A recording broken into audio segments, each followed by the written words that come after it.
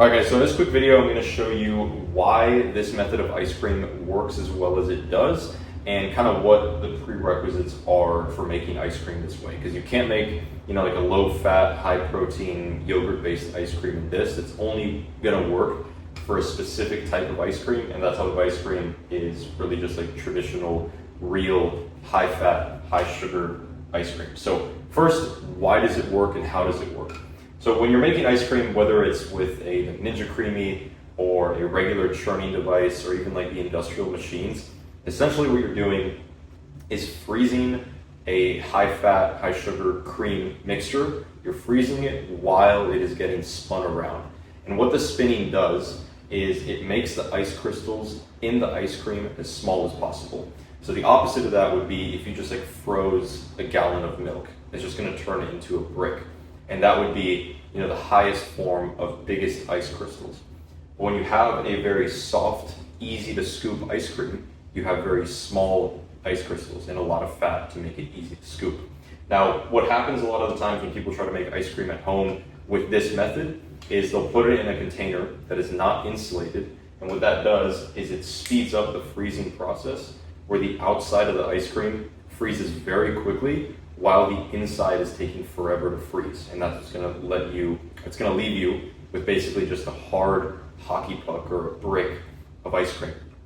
The reason this method works, again, making real ice cream, it's not going to work with the high protein, low fat stuff, is it slows down the freezing process. So what this insulated cup does, and it also has insulation in the top lid, what it does is it slows everything down. So not only do thermoses or insulation keep, heat or cold in, but they also prevent heat and cold coming in from the outside too quickly.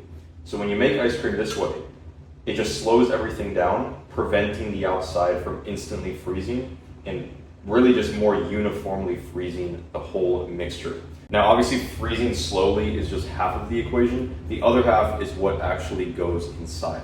So the ice creams that I've made that have come out perfectly scoopable, I don't think I have any videos of it right now, so I'll have to add some in the future, but you can take my word for it that it's very scoopable. It's like a perfect Haagen-Dazs vanilla ice cream texture after about 12 hours of freezing.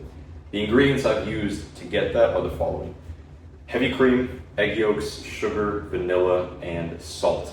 Now, really all you're doing with these ingredients is putting them all together and then blending them either by hand or with electric milk frother whisk or any other sort of electric mixer, and you're beating it until it has this sort of, it's not quite whipped cream texture, but it's getting towards whipped cream. It still can kind of be pourable, but it's much thicker than milk or cream or anything like that. And what you're doing is you're whipping that mixture until it reaches that texture and then freezing it slowly. And the slow freezing process, again, is just going to prevent the ice cream from over crystallizing on the outside and then really just having crystals grow through the entire mixture. So how do you get started with making this? You just need to get an insulated mug from Amazon. I'll have a link down below to the one that I bought. I don't have any affiliate. I wish I did, but I don't have one yet. And I snapped the mug or the handles off the mug just because I didn't want it to be on there. It didn't really serve a purpose. I think I got 2 of them for $16. And really, if you're making your ice cream at home and you're typically buying Haagen-Dazs or Ice Cream for Bears or any of those, it's only going to cost you about $1 to $2 to make high quality ice cream at home. So if you're buying this at $16 and it's for 2 of them, and within like 3 to 4 uses, it's going to pay for itself. Super easy to use. I'll have, like I said, the link to this down below, as well as a rough recipe link that you can follow. The key thing is, and I'll put a video up here of like the texture that they're going to be shooting for. The key thing is just hitting that texture. It's well below or well before full whipped cream, but it's whipped enough to incorporate enough air to make it nice and scoopable and prevent too many ice crystals from forming. This is a very high fat and high sugar ice cream, which also helps with the scoopability. But if you're watching this video, hopefully you're not too afraid of calories. If you are afraid of calories, I would highly recommend looking into the work of a lot of like pro-metabolic influencers or pro-metabolic coaches that kind of show you what sort of foods to eat and how to eat them to increase your metabolic rate so you don't have to get fat eating ice cream every day. That's basically it. Super excited to see if people can try out this method for themselves as well, see if it is foolproof, see if it's repeatable. Obviously different freezers have different temperatures, so I've been wondering maybe if this freezer like a perfect temperature for making this work, or it is a pretty cold freezer, so I think it'll work with everyone else.